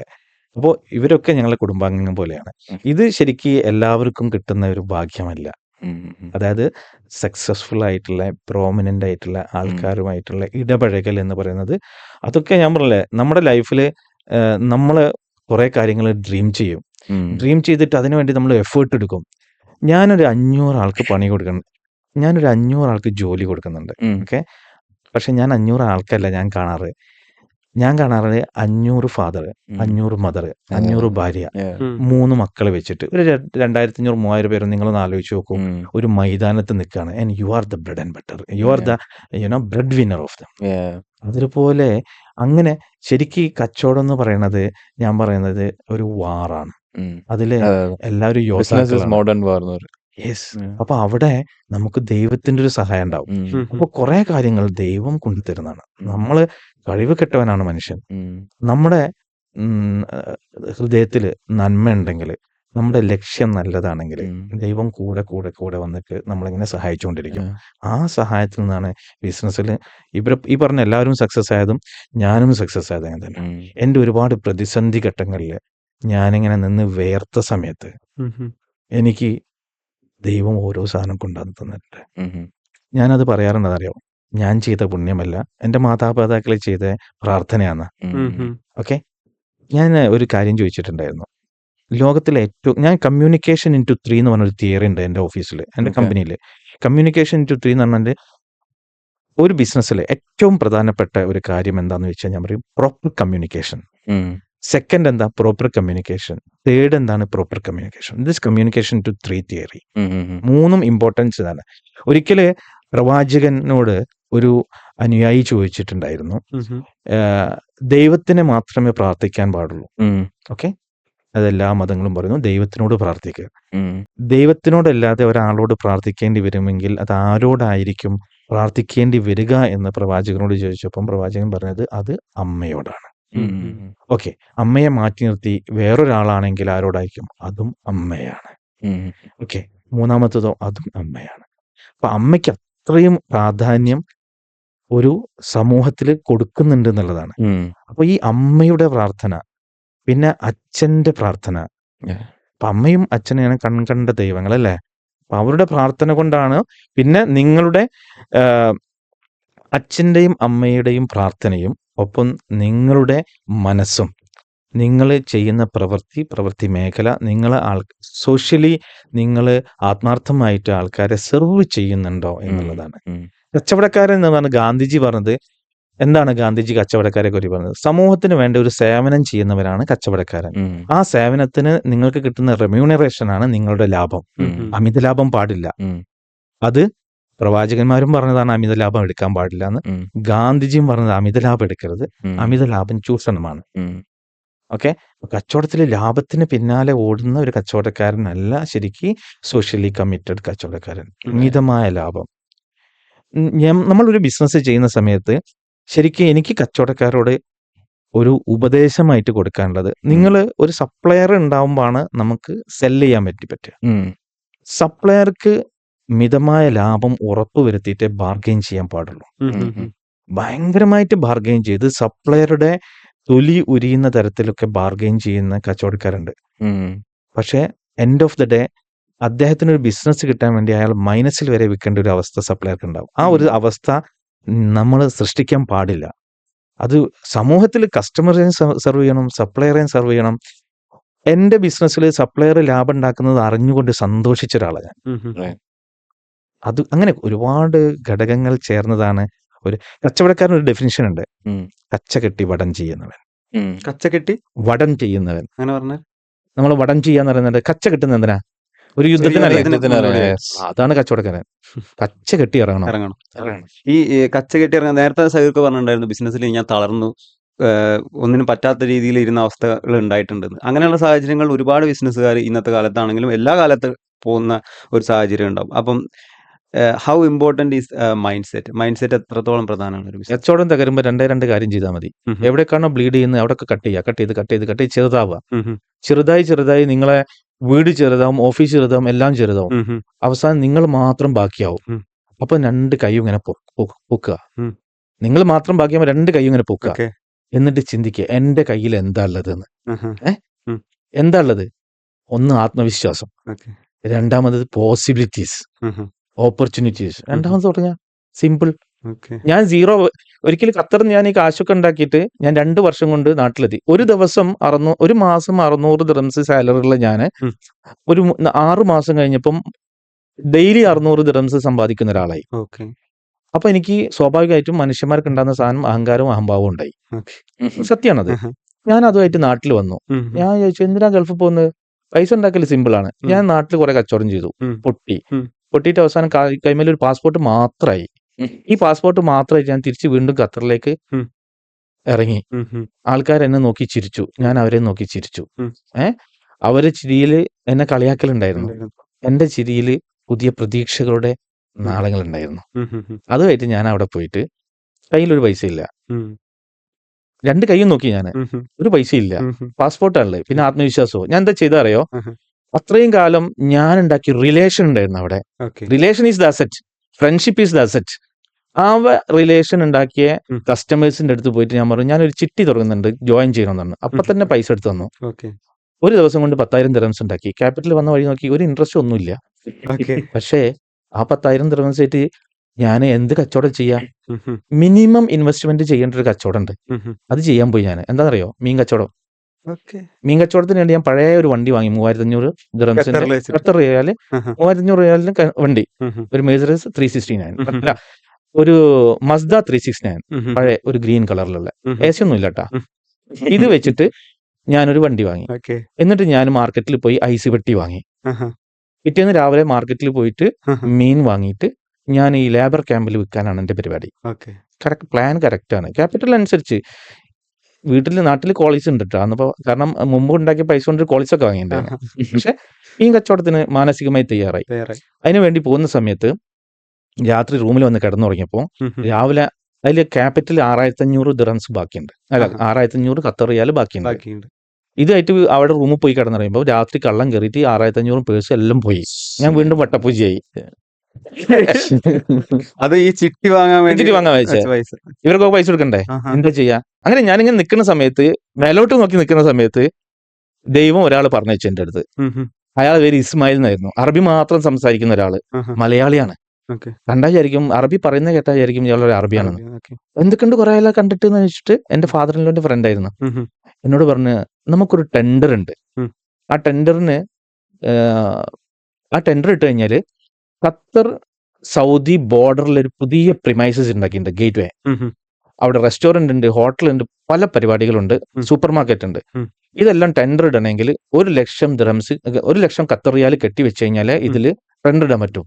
നമ്മൾ സൂപ്പർ ഐഡിയ ആണല്ലോ, കിട്ടിയോ പോവെന്നുള്ളതല്ല, നീ എന്റെ കൂടെ ഉണ്ടാ, നമുക്ക് ഒരുമിച്ച് നീങ്ങാന്ന് പറഞ്ഞു. അതിന് പുറമെ സെൻട്രൽ ജയിലിന്റെ അകത്തൊരു കഫ്റ്റീരിയയും, ഇതും ടെൻഡറിന്റെ ഭാഗമാണ്. ഇതെല്ലാം കൂടി ഒട്ടേ 1 ലക്ഷം ഖത്തർ റിയാലാണ് വേണ്ടത്. ഞാൻ എന്റെ അടുത്ത് കാശൊന്നുമില്ല, ഉള്ള 6500 കള്ളം കൊണ്ട് 6500 എണ്ണം കൊണ്ടുപോയി. പിന്നെ ചോദിക്കാൻ ഒരുപാട് കുടുംബക്കാരുണ്ട്, നമ്മൾ ആത്മാഭിമാനം അതിനെ സമ്മതിക്കില്ല, ചോദിക്കാൻ പറ്റില്ല. അപ്പൊ ഇയാൾ എന്റെ അടുത്ത് പറഞ്ഞു, എടാ നിന്റെ അടുത്തൊരു സാധനം ഉണ്ട് കാശാക്കാൻ പറ്റിയ. എന്നോട് ഞാൻ ചോദിച്ചു എന്താണ്? നിന്റെ കിഴവ്, നീ ഉണ്ടാക്കിയത് വിശ്വാസ.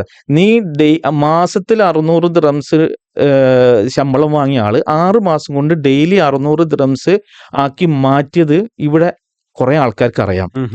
അവരെടുത്ത് നിനക്കൊരു പേരുണ്ട്, അതിന് അറബിയിൽ പറയാ, അവൻ പറഞ്ഞത് ഇസ്മ എന്ന് പറയാം.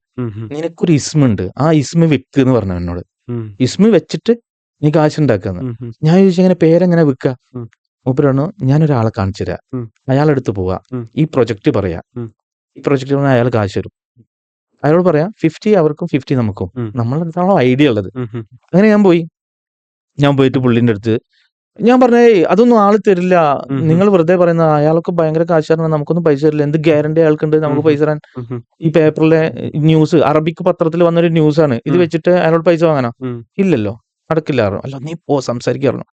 ഞാൻ പോയിട്ട് പുള്ളിന്റെ അടുത്ത് ചോദിച്ചു, അജിക ഇങ്ങനെ ഒരു ബിസിനസ് ഉണ്ട്, നിങ്ങൾ 1 ലക്ഷം തന്നു കഴിഞ്ഞാൽ നമ്മൾ 50-50 പാർട്ട്ണർഷിപ്പിന് തയ്യാറുണ്ടോ ചോദിച്ചു. അപ്പൊ തന്നെ ഡ്രോയർ തുറന്നിട്ട് 1 ലക്ഷത്തിന്റെ മേശപ്പുറത്ത് വെച്ചു, ഒരു ചെക്ക് പോലും വാങ്ങിയില്ല.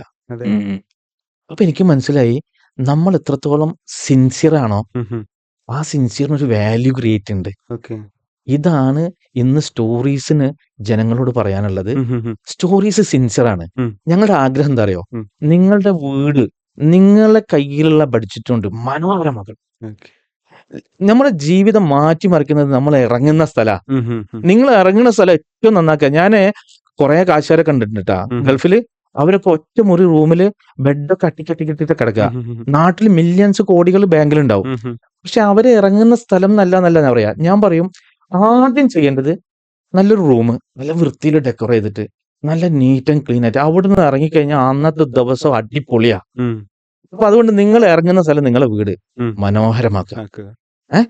അതിനു വേണ്ടിയിട്ട് വളരെ സിൻസിയർ ആയിട്ട് സ്റ്റോറീസ് പറയണത് എന്താന്ന് വെച്ച് കഴിഞ്ഞാല്, നിങ്ങളെ കയ്യിലെ ബഡ്ജറ്റ് ഒരു 3 to 5 സീറ്റർ ആണെങ്കിൽ 25,000 റുപ്യ ആണ് നിങ്ങളെ ബഡ്ജറ്റ് എങ്കിൽ ലക്ഷറി ഞാൻ തരാം. 25 ലക്ഷം ആണെങ്കിൽ അൾട്രാ പ്രീമിയം ഞാൻ തരാം. 2.5 ലക്ഷം ആണെങ്കിൽ പ്രീമിയം ഞാൻ തരാം. ഞാൻ പറഞ്ഞ സ്റ്റോറീസ് തരാം. സ്റ്റോറീസിന് ചെയ്യാൻ പറ്റാത്തത് ഒന്നുമില്ല ഫർണിച്ചറിൽ. അത് എനിക്ക് ജനങ്ങളോട് പറയണം, കാരണം ഞങ്ങൾ സിൻസിയർ ആണ്. സ്റ്റോറീസ് 7 പില്ലറിലാണ് വാർത്തത്. അതിന്റെ ഒരു പില്ലർ ഹോണസ്റ്റ് ആണ്, രണ്ടാമത് സിൻസിയറിറ്റി ആണ്, പിന്നെ കമ്പാഷനേറ്റ് ആണ്. അങ്ങനെ ഒരു 7 പില്ലർ ഉണ്ട്. ഈ കൾച്ചറാണ് ഞാൻ നിങ്ങളെ എല്ലാരെയും പഠിപ്പിക്കരുത്. ടീം വന്നാൽ ആദ്യം പഠിപ്പിക്കുക ഈ കൾച്ചറാ. എല്ലാ ദിവസവും രാവിലെ ഈ കൾച്ചർ നമ്മൾ പറഞ്ഞുകൊണ്ടിരിക്കും. ഈ കൾച്ചർ എന്ന് പറഞ്ഞാൽ ഒരു ഉണങ്ങിയ മൺകൂന, ആ മൺകൂനയ്ക്ക് മുകളിലൊരു കുഴി ഉണ്ടാക്കുക. ആ കുഴിയിൽ വെള്ളം ഒഴിച്ചാൽ എന്താ സംഭവിക്കാന്ന് അറിയാം? ആരോടും പെർമിഷൻ ചോദിക്കാണ്ട് നേരെ താഴോട്ട് ഇറങ്ങി വരില്ലേ? അതുപോലെ നമ്മുടെ ഓർഗനൈസേഷൻ, അതൊരു പൊളിറ്റിക്കൽ പാർട്ടി ആയിക്കോട്ടെ, സംഘടന ആയിക്കോട്ടെ, കച്ചവടം ആയിക്കോട്ടെ, വീടായിക്കോട്ടെ, ഏറ്റവും ടോപ്പിൽ ഇരിക്കുന്ന ആൾക്കാരുടെ കൾച്ചർ എന്ന് പറയുന്നത് സ്വാഭാവികമായി താഴോട്ട് ഇറങ്ങി വരും.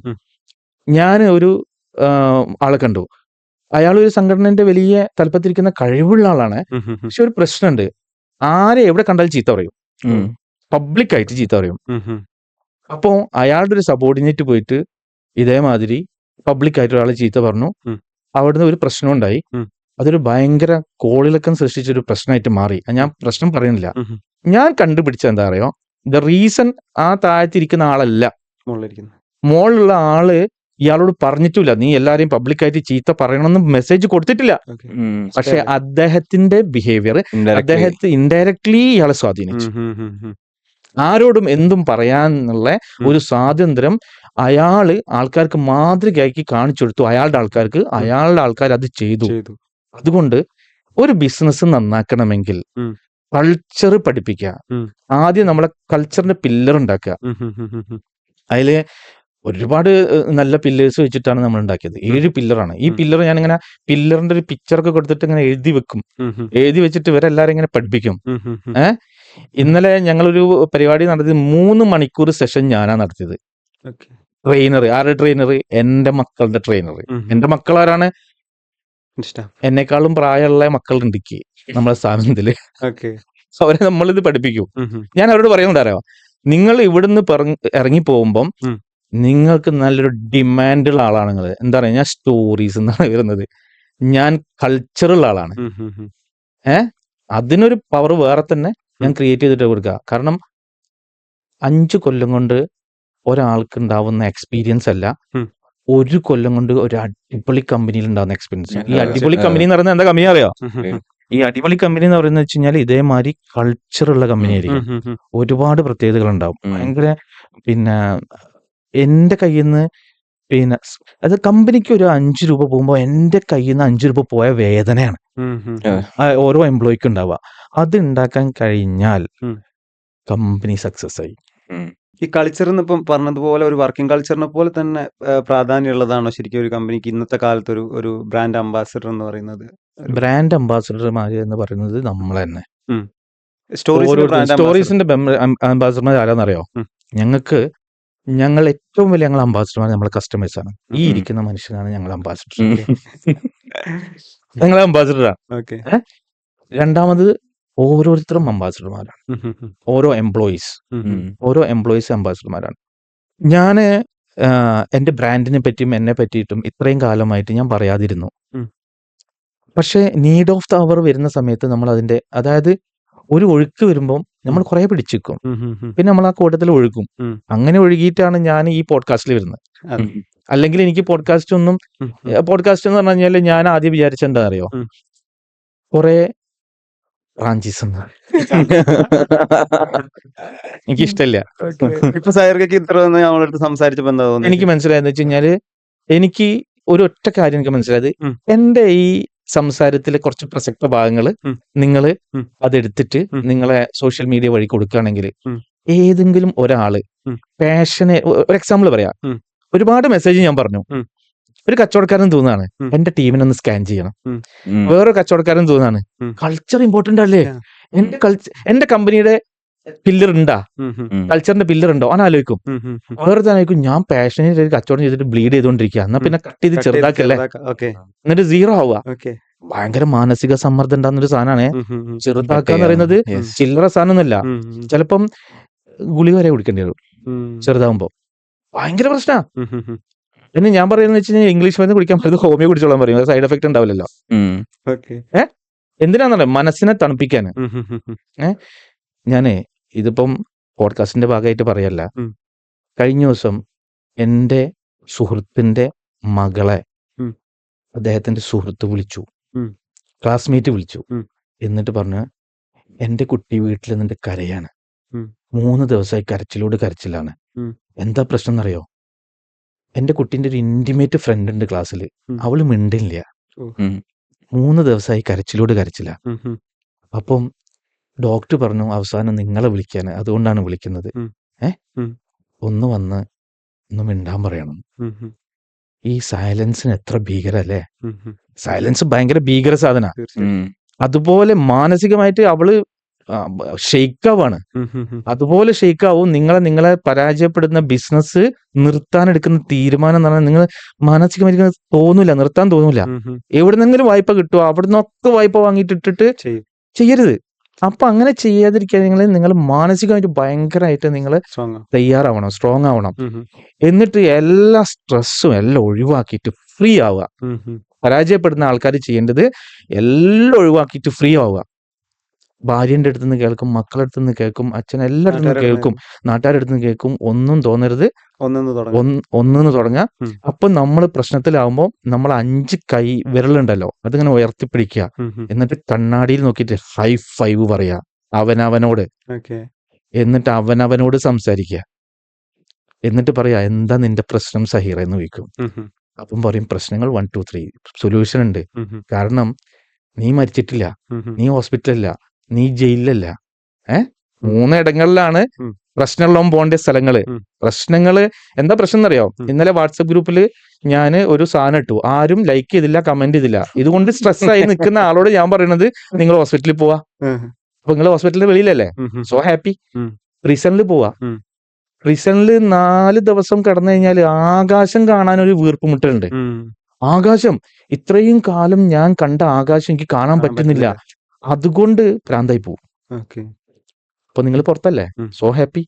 3rd വൺ ശ്മശാനം. ശ്മശാനത്തില് അല്ലല്ലോ നമ്മള്, പുറത്തല്ലേ.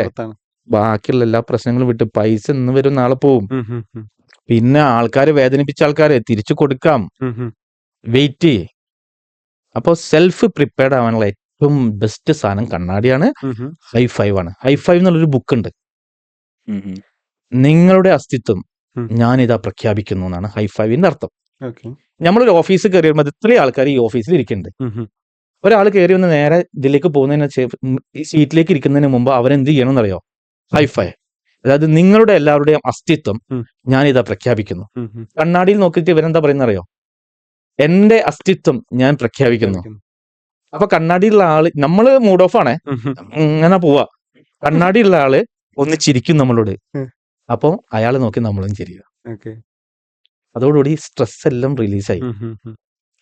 അങ്ങനെയാണ് ഈ പരാജയം. അപ്പൊ ഞാൻ പറയുന്നത്, ഈ പോഡ്കാസ്റ്റിലൂടെ നമ്മളിങ്ങനെ ഓരോ കാര്യങ്ങൾ പറയുമ്പോൾ ഇങ്ങനത്തെ പ്രതിസന്ധിയിലൂടെ പോകുന്ന ആൾക്കാർക്ക് ഇത് ഒരു വഴിത്തിരിവായാൽ, ഇതാണ് പോഡ്കാസ്റ്റിന്റെ ഇമ്പോർട്ടൻസ്, റാഞ്ചിസമല്ല എന്ന് കാലം എന്നെ പഠിപ്പിച്ചു. ഇന്ന് ഞാൻ ഇവിടെ വന്നു. കഴിഞ്ഞ കൊല്ലാണ് ഞാൻ വരില്ലായിരുന്നു. അന്ന് വരെ എന്റെ സിദ്ധാന്തം ഈ സാധനം റാഞ്ചിസം ആണെന്നാണ്. പക്ഷെ ഇന്ന് ഞാൻ മനസ്സിലാക്കുന്നു ഇതാണ് പാഠപുസ്തകം. അതെ. ഓക്കെ, ശരിക്കും ബിസിനസിനെ പറ്റിയും ലൈഫിനെ പറ്റിയൊക്കെ ഒരു കംപ്ലീറ്റ്ലി ഡിഫറെന്റ് ആയിട്ടുള്ള ഒരു ടോട്ടൽ ആസ്പെക്റ്റിലാവാൻ സാധിക്കുക എന്നുള്ളത് മനസ്സിലായി. സോ ഇത്രയും വലിയൊരു കോൺഗ്ലോമറേറ്റ് മാനേജ് ചെയ്യുന്നുണ്ട്, സ്റ്റോറീസ് ഇനിയും എക്സ്പാൻഷനിലേക്കൊക്കെ പോകുന്നുണ്ട്. എങ്ങനെയാണ് ബിസിനസ്സും പേഴ്സണൽ ലൈഫും ഒരേ രീതിയിൽ കൊണ്ടുപോകുന്നത്? കച്ചവടമേ ജീവിതം, ജീവിതമേ കച്ചവടം. അതാണ് സിദ്ധാന്തം. കാരണം നമ്മളെ വീട്ടുകാർക്ക് അറിയാം നമ്മളെ ഉപജീവനം എന്ന് പറയുന്നത് കച്ചവടമാണെന്ന്. സ്വാഭാവികമായിട്ടും അവർ സപ്പോർട്ട് ചെയ്യും. പിന്നെ ബാലൻസിങ് എന്ന് പറയുന്നത് നിങ്ങൾ ഡെലിഗേറ്റ് ചെയ്യാന്നുള്ളതാണ്. എല്ലാവരും ഡെലിഗേറ്റ് ചെയ്യുക. ഇപ്പൊ ഡെലിഗേറ്റ് ചെയ്യുന്ന ഒരാൾക്ക്, ഒരു എംപ്ലോയി ആണെങ്കിൽ അവന് കൃത്യമായിട്ടും അവേഴ്സ് ഉണ്ട്, അവനത് മാനേജ് ചെയ്യാം. നമുക്കാണല്ലോ ഈ അവേഴ്സും കാര്യങ്ങളും ഇല്ലാത്തത്. ഊണത്തിലും ഉറക്കലും കച്ചവടമാണല്ലോ. അപ്പൊ നമ്മൾ അവിടെ ചെയ്യുന്നത് proper delegation will make you free. ഞാൻ ഫ്രീയാ. ഞാൻ ഇത്രയും വലിയ കോൺഗ്ലോമറേറ്റ് ആണെങ്കിൽ ഞാൻ ഫ്രീയാ. ഫ്രീ ബേർഡാണ്. ഞാനേ ആദ്യമായിട്ട് ഉണ്ടാക്കിയ സമ്പാദ്യം ഉപയോഗിച്ചിട്ട് ഞാനൊരു കച്ചവടം തുടങ്ങാൻ പോയത് ഒരു മെഡിസിന്റെ ഫാർമസി കച്ചവട. ഈ ഫാർമസി കച്ചവടം ആൾക്കാരെന്നോട് ചോദിച്ചു, ഫാർമസി ഏറ്റവും ലാഭം കുറഞ്ഞ പരിപാടിയല്ലേ, എന്തിനാ നീ അത് ചെയ്യുന്നത്? നിനക്ക് ഗോൾഡ് വാങ്ങി വെച്ചൂടെ? അപ്പൊ സ്വാഭാവികമായിട്ടും എനിക്ക് എന്റെ മനസ്സിൽ എന്റെ വാപ്പിച്ചി പറഞ്ഞ ഒരു സെന്റൻസ് ആണ് ഓർമ്മ വന്നത്. അപ്പം പുള്ളി എൻ്റെ അടുത്തെന്ന് വെച്ച് കഴിഞ്ഞാല്, സമൂഹത്തിന് ഒരു സേവനം ചെയ്യണമെങ്കിൽ ഒരു ബിസിനസ് സ്റ്റാർട്ട് ചെയ്യണം. പണം ഒരു സ്ഥലത്ത് കെട്ടിക്കിടക്കല്ല വേണ്ടത്. അത് ഭൂമിയിലോ സ്വർണത്തിലോ കെട്ടിക്കിടക്കല്ല വേണ്ടത്. അത് ഫ്ലോ ചെയ്യണം, അതിങ്ങനെ റൊട്ടേറ്റ് ചെയ്യണം, എന്നാലേ സമൂഹത്തിൽ പടരുള്ളൂ. അതുകൊണ്ട് ബിസിനസ് സ്റ്റാർട്ട് ചെയ്യാൻ തീരുമാനിച്ചു. പക്ഷെ ഈ ബിസിനസ് എന്തുകൊണ്ട് സാധിച്ചു എന്ന് വെച്ച് കഴിഞ്ഞാല്, നിങ്ങൾ സമൂഹത്തിന് ഗുണമുള്ള ഒരു കച്ചവടം തുടങ്ങേണ്ടതെന്ന് ഗാന്ധിജി പഠിപ്പിച്ചത് ഏതോ കാലത്ത് മനസ്സിൽ തട്ടി നിൽക്കണ്ടായിരുന്നു. അപ്പം എന്നോട് ഒരാൾ വന്ന് പറഞ്ഞു, ഇവിടുത്തെ എല്ലാ ഫാർമസിയിലും മെഡിസിൻസ് എന്ത് ടെമ്പറേച്ചറിലാണോ സൂക്ഷിക്കേണ്ടത്, ഡബിൾ ടെമ്പറേച്ചറിൽ എവാപ്പറേറ്റ് ആയിട്ട് അതിന്റെ പൊട്ടൻഷ്യൽ നഷ്ടപ്പെടുകയാണ്. ഇപ്പൊ പൊട്ടൻഷ്യൽ ഉള്ള ഒരു മെഡിസിൻ വിൽക്കുന്ന ഒരു സാധനങ്ങൾ തുടങ്ങുമെന്ന് ചോദിച്ചപ്പം എനിക്ക് തോന്നി ഇതാണ് സമൂഹത്തിന് ചെയ്യേണ്ട സേവനം. ഞാനത് തുടങ്ങിയപ്പോൾ എന്താ സംഭവം ഉണ്ടായെന്നറിയോ? എന്നെ കുത്തക മുതലാളിയായിട്ട് പ്രഖ്യാപിച്ചു ചില ആൾക്കാര്. എന്നിട്ട് ഒരു അസോസിയേഷൻ ഉണ്ടായിരുന്നു, അതായത് ഫാർമസി ഹോൾസെയിൽസ് മർച്ചന്റ്. അവര് ഞങ്ങൾക്ക് സാധനം തരൂല എന്ന് പറഞ്ഞു, കുത്തക മുതലാളിയാന്ന് പറഞ്ഞിട്ട്. അപ്പം ഒരുപാട് പ്രതിസന്ധി. അതുകൊണ്ടാണ് ശരിക്കും ആ ഓപ്പൺ മെഡിസിൻസ് ശരിക്കും വളരെ ഇപ്പോഴേറ്റവും 10-20 ആയിട്ടേ ഉള്ളൂ. പിന്നെ ഇപ്പൊ ഒരുപാട് ന്യൂ ജനറേഷൻ ഷോപ്പുകൾ വന്നിട്ടോ. അപ്പോ നമ്മള് ശരിക്കും ഒരു വിശ്വാസിയാണെങ്കിൽ, ഞാനൊരു ഇസ്ലാം മത വിശ്വാസിയാണ് ആണെങ്കിൽ, ശരിക്കും ചെയ്യേണ്ടത് എന്താ അറിയോ? കയ്യിലൊരു സമ്പത്ത് ഉണ്ടെങ്കിൽ ഒരുപാട് തലമുറക്ക് വേണ്ടിയിട്ടുള്ള മുതല് വാങ്ങി വെക്കാണ്ട് ഞാൻ ഇന്ന് കഷ്ടപ്പെടുന്നവരിലേക്ക് അത് എത്തിക്കണം. കഷ്ടപ്പെടുന്നവരെത്തിക്കൽ എന്ന് പറഞ്ഞാൽ വെറുതെ കൊടുക്കലല്ല, അവർക്ക് വേണ്ടി ഓപ്പർച്യൂണിറ്റി ഉണ്ടാക്കി കൊടുക്കാം. എന്ന് പറഞ്ഞാൽ ബിസിനസ് തുടങ്ങാം. ബിസിനസ്, അതായത് ഇസ്ലാമിന്റെ ചരിത്രത്തില് ഉസ്മാൻ റളിയല്ലാഹു എന്നിട്ടൊരു രാജാവുണ്ടായിരുന്നു. അദ്ദേഹം ഇന്നത്തെ അംബാനിയായിരുന്നു. ഇത്രയും ബിസിനസ് ചെയ്യുന്നു, ലാഭം ഉണ്ടാക്കുന്നു, അത് കംപ്ലീറ്റ് റീഇൻവെസ്റ്റ് ചെയ്യുന്നു, പിന്നെ ഉണ്ടാക്കുന്നു. അത് എന്നിട്ട് ജനങ്ങൾക്ക് ഓപ്പർച്യൂണിറ്റി കൊടുക്കുക. Money is circulating. Money circulate ചെയ്യുക എന്നുള്ള. ഇന്ന് ഞാൻ ചോദിക്കട്ടെ, 3.5 കോടിയുള്ള കേരളത്തിലെ ഗവൺമെന്റ് ഉദ്യോഗസ്ഥന്മാർ എത്ര ആൾക്കാരുണ്ടാവും? വെറും 5 ലക്ഷം ഏറി വന്നാല്. ബാക്കിയുള്ള കുറെ അമ്മമാരും കുട്ടികളൊക്കെ ഒഴിവാക്കി നിർത്തിക്കഴിഞ്ഞാൽ ഏറ്റവും കൂടുതൽ തൊഴിലവസരം കൊടുക്കുന്നത് ആരാണ്? കച്ചവടക്കാര്.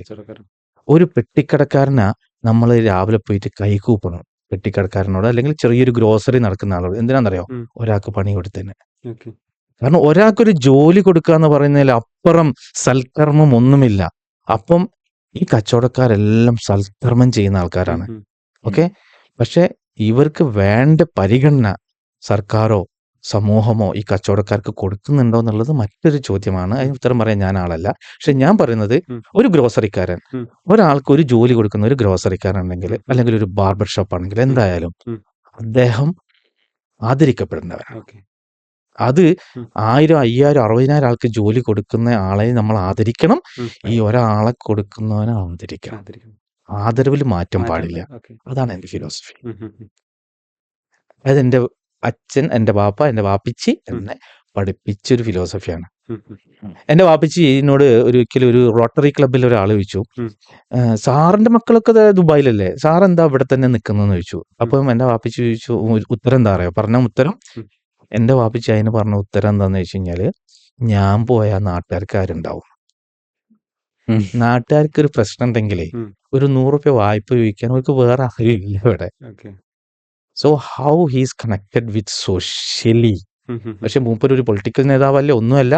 പക്ഷെ എൻ്റെ നാട്ടില് അദ്ദേഹം മരിച്ച സമയത്താണ് ഞങ്ങൾ അവിടെ ഒരു ജനനിബിഡം എന്നൊക്കെ പറയല്ലേ. അപ്പോൾ ഇദ്ദേഹത്തിന്റെ ജീവിതയാത്രയിൽ ഒരുപാട് ആൾക്കാരായിട്ട് കണക്റ്റഡ്, എനിക്ക് പോലും അറിയില്ലായിരുന്നു. അദ്ദേഹത്തിന്റെ അവസാനമായിട്ട് കാണാൻ വന്നിട്ട് ഉള്ള ആൾക്കൂട്ടം കണ്ടപ്പോഴാണ് എൻ്റെ വാപ്പിച്ചി ഒരുപാട് ആൾക്കാരുടെ വാപ്പിച്ചിയായിരുന്നുള്ള എനിക്ക് മനസ്സിലായത്. പക്ഷെ ഞങ്ങൾ പഠിപ്പിച്ചത് അതാണ്, ചുറ്റുമുള്ളവരുടെ കണ്ണില് ഒരു തിളക്കമുണ്ടാക്കുന്ന ആളായിരിക്കണം നിങ്ങൾ, പുഞ്ചിരി ഉണ്ടാക്കുന്ന ആളായിരിക്കണം നിങ്ങൾ. അതിന്റെ ഏറ്റവും നല്ല സ്ഥലം കച്ചവടം തുടങ്ങലാണ്. അതാണ് നമ്മൾ കച്ചവടത്തിലേക്ക് ഇറങ്ങാൻ കാരണം. അല്ലെങ്കിൽ ഞാൻ എൻ്റെ വാപ്പിച്ചിനെ പോലെ ഒരു എഞ്ചിനീയർ ആവുമായിരുന്നു. പക്ഷെ വാപ്പച്ചിയുടെ ആ ഒരു ലെഗസി ഫോളോ ചെയ്തുകൊണ്ട് നന്നായിരിക്കും ഇന്നിപ്പം സൈർക്ക് ഒരുപാട് പേർക്ക് ജോലി കൊടുക്കുന്നു, HSC പോലെയുള്ള ഓരോ ഇനിഷ്യേറ്റീവ്സ് കൊണ്ടുവരുന്നു അല്ലേ. തീർച്ചയായിട്ടും അത് സൈർക്ക് പറഞ്ഞതുപോലെ നമ്മുടെ ഗവൺമെന്റും ഇങ്ങനെയുള്ള സംരംഭകരെയും ഇതുപോലെയുള്ള ആളുകളെയും ഒക്കെ അംഗീകരിക്കേണ്ട കാലം ശരിക്കും പറഞ്ഞാൽ അതിക്രമിച്ചു എന്നാണ് എന്റെ അഭിപ്രായം. ഹീറോകളുണ്ട്, കണ്ടമാനോ ഹീറോകളുണ്ട്. ആ ഹീറോയിസം കാണണമെങ്കിൽ ഉണ്ടല്ലോ, ഓരോ ക്യാപിറ്റലാണ്, ചുഷ്ടമായ ഒരു ക്യാപിറ്റൽ വെച്ചിട്ട് 1 or 2 എംപ്ലോയ്മെന്റ് കൊടുത്തിട്ട് അവരെ സാലറി കൊടുത്ത് പോറ്റുന്ന അവനാണ് ഹീറോ. അവനെ സമൂഹം തിരിച്ചറിയുന്ന ദിവസമാണ് സമൂഹം ശരിക്കും ഒരു എന്താ പറയാ, ഒരു റോൾ മോഡലാവുന്നത്. സമൂഹം ഒരു റോൾ മോഡലാവണം. The day when he respect the service he is giving to the society. കച്ചവടം ഒരു സർവീസാണ്, ജോലി കൊടുക്കൽ ഒരു സർവീസാണ് അല്ലേ. അവനൊന്നും പ്രശ്നത്തിലായിരിക്കട്ടെ, പക്ഷെ അവന്റെ എംപ്ലോയി ഒന്നും ഹാപ്പി ആയിരിക്കും. ഇതാണ് ഹീറോയിസം. നമ്മൾ സോഫാർ ഏകദേശം 10-30ഓളം പോഡ്കാസ്റ്റുകൾ ചെയ്തിട്ടുണ്ടെങ്കിലും ആസ് എൻ ഓൺട്രപ്രണർ നമ്മളെ സംബന്ധിച്ചിടത്തോളം ഏറ്റവും എക്സൈറ്റിംഗ് ആയിട്ടുള്ള ഒരു എപ്പിസോഡായിരുന്നു ഇത്. So thank you so much for your time. അങ്ങനെ പറയരുത്, കാരണം ഓരോരുത്തർക്കും ഓരോ കഴിവുണ്ട്. മുമ്പ് വന്ന ആൾക്കാരെ ആ ഒരു ഇത് ശരിക്കും ഒരു ഐ ഓപ്പണിംഗ് സെഷൻ. ഞങ്ങള് അധികവും നമ്മളെ പോഡ്കാസ്റ്റ് സംസാരിക്കുക ബിസിനസിനെ പറ്റിയിട്ടും അതിന്റെ ROI അങ്ങനെയുള്ള ഡീറ്റെയിൽ കാര്യങ്ങളെ കുറിച്ചാണ്. നമ്മൾ സൊസൈറ്റിനോട് എത്രത്തോളം റെസ്പോൺസിബിൾ ആണ്. പിന്നെ കച്ചവടക്കാരോട് പറയേണ്ട ഒരു സാധനം കൂടി ഉണ്ട്, എന്റെ നിഘണ്ടുവിൽ കോമ്പറ്റീഷൻ ഇല്ല, കൊളാബറേഷനേ ഉള്ളൂ. ഈ കോമ്പറ്റീഷൻ എന്നുള്ള പദം എടുത്ത് കളയേണ്ട കാലം അതിക്രമിച്ചു കഴിഞ്ഞു. No competition, only collaboration.